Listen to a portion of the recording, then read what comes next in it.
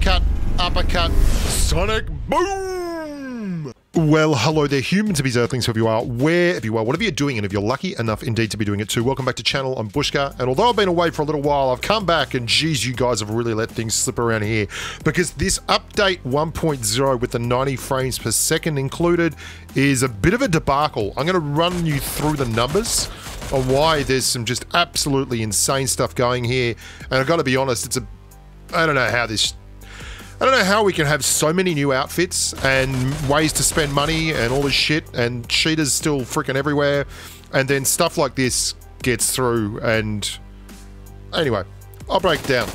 Let's talk about what the big differences are. On certain devices at the moment in PUBG Mobile, you can run 90 frames per second. Now, the two settings we really want to talk about here are smooth/extreme, smooth graphics at extreme frames, and smooth graphics at 90 FPS.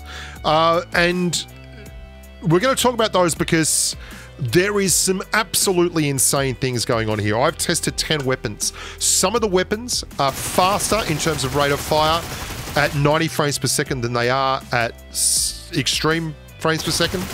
And some of the weapons are faster at smooth extreme than they are at smooth/90 FPS. And I know that sounds crazy.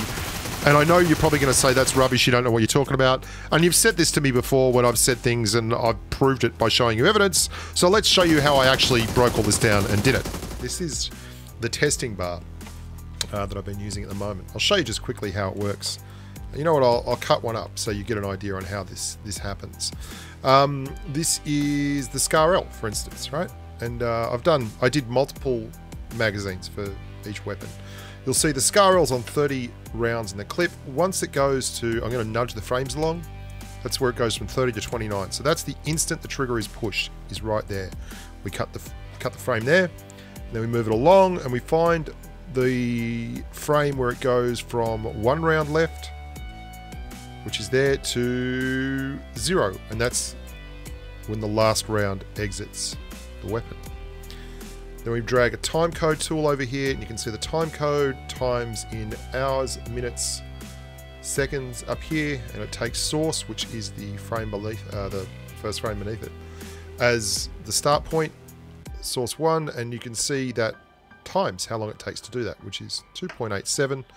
Fluctuates, but generally it's 2.88.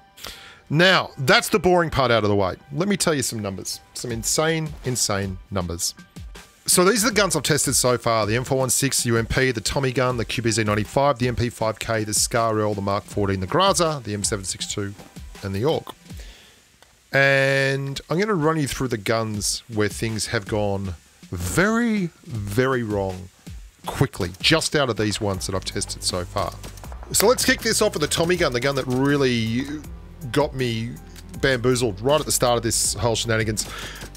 It's taking 2.55 seconds to clear a 30 round clip or magazine at 90 frames per second, but it's only taking 2.4 seconds to clear the same 30 rounds at extreme frames per second. Now, the reason that's so startlingly scary is that takes the gun from 0.285 seconds time to kill all the way down to I've got the numbers right here. I just updated the spreadsheet. 0.25 seconds time to kill. Remember, this is a gun that has a bigger alpha damage round than an M416.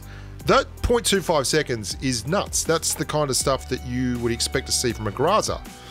But anyway, it gets weirder because the accepted norm was that the faster your frames per second, the faster the rate of fire. That was the old bug, which I've got a video out there. It's got like 100,000 views. Go and look at that if you want to know more.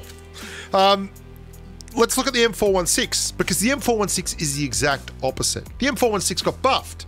Don't worry, I tested the Scar L and the QBZ-95 and the AUG, and the M416 got buffed. It takes 2.88 seconds at extreme frames, but it only takes 2.57 seconds at 90 FPS to clear a 30 round clip. And that's important because it takes the M416 down from 0.38 time to kill to 0.342. So it got faster at killing things because it fires faster, but it's got the same characteristics for recoil and all that kind of stuff. I know, it is absolutely mental, right? And that's the exact opposite of the Tommy gun, which is faster at extreme frames than it is at 90 frames per second. Let's swap this round again just to be absolutely mental and show you how silly this is. The Graza at 90 frames per second takes 2.57 seconds, but at extreme frames, it takes 2.4 seconds to clear a clip. And that's important because that means that the Graza goes from being incredibly awesome to just being as good as an M762 because, oh wow, this is going to get wild. The M762 is another gun that's benefited from this insanity. I'll show you. The M762, let's swap that round now, and it's exactly swapping it round kind of thing. The M762 now at 90 frames per second only takes 2.57 seconds to clear its mag instead of the old 2.88 at extreme frames per second, which takes it down to 0.257 second time to kill and makes it nearly as effective as a Graza. Like, the M762, if you get it, you need to be running at 90 frames per second. If you've got a Graza, you need to be running at extreme frames per second. And this is insane. And I don't understand how this shit got through testing. Like, how? How no one just took a calculator out and spliced the footage or went like X equals Y. Like, why is this up to me, man? This is nuts. And the thing that really gets me about this is that there's obviously something going on with specific numbers because 2.88 and 2.57 keep coming up with these ARs. They come up again and again and again. They come up again with the AUG. The AUG's exactly the same as the others. 2.57 and 2.88 are the numbers that seem to switch around. It can't be an accident. There's got to be a break in the code somewhere, or they've just not done something correctly. And this means that if you are running specific guns, and again, this is just from testing 10 guns, and it was hilarious because guns like the UMP are 2.38 seconds to clear 25 rounds. And the MP5K was 1.92 seconds both ways. The SCAR-L, the QBZ95, they were all the same, but the AUG and the M416, 556 ARs both got a massive buff if you're running them at 90 frames per second. And the Graza got a nerf if you're running it at 90 frames per second. Like, the Tommy gun got a nerf if you're running it at 90 frames per second. I don't understand how that works. It's not my job, but I do know that it's pretty funny to me to come back after all this time off and find that no one's really doing this still. I don't understand why there's not more people out there that pay attention or just take the time to make a real video instead of... I mean, we get so much shit thrown at us about skins, and playing TPP is a real thing, and the reason that competitive is TPP is because that's where the money is. Like, I think there was $220 million or something made in August of this year by PUBG Mobile. And it baffles my mind that we're still dealing with this crap about cheats and things, and we're getting lip service paid to us about cheating. Like, banning devices does nothing. We all know that. Banning devices just gives... I mean, like, you can ban a device, but they're not using their real device, MAC address and all that kind of thing, because they're cheats. Like, I mean, Ocho said that the first time we did an interview on channel. It was like, if we just ban devices, that's great, but we're not going to be banning real devices because the guys that are running the cheats are not using their real devices. Like, why would you? And now I get frustrated that this stuff, the really important stuff to me, slips through the cracks. Gameplay and gameplay balance is what brings people to this game. I don't want to play Fortnite. I don't want to play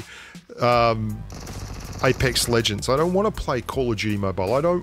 I like that PUBG Mobile don't sell power. It's a brilliant thing. But the focus for the company itself seems to be way more on the bottom line, which is reasonable. They're a company. I mean, it's not like we work for nothing. But just spend more time on this kind of thing and less time on, you know,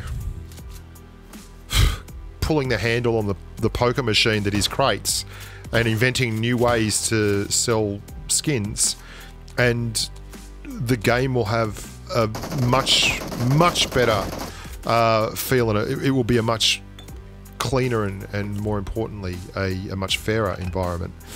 Yeah, if you guys believe that the banning of devices, all those accounts, has done anything, I've got some land I would like to sell you at low tide. Because all that does is they just start up another Twitter account or another Facebook account, and they're back in the game almost instantly. And go and look at the sharpshooter forums, all of them, all these cheats, they have keys that you buy for the cheat, and that's all you need. Because until accounts in PUBG Mobile are worth something, there is absolutely nothing to stop people from just playing until they get banned and then doing it all over again. Anyway, I'm Bushka. Thank you so much for watching.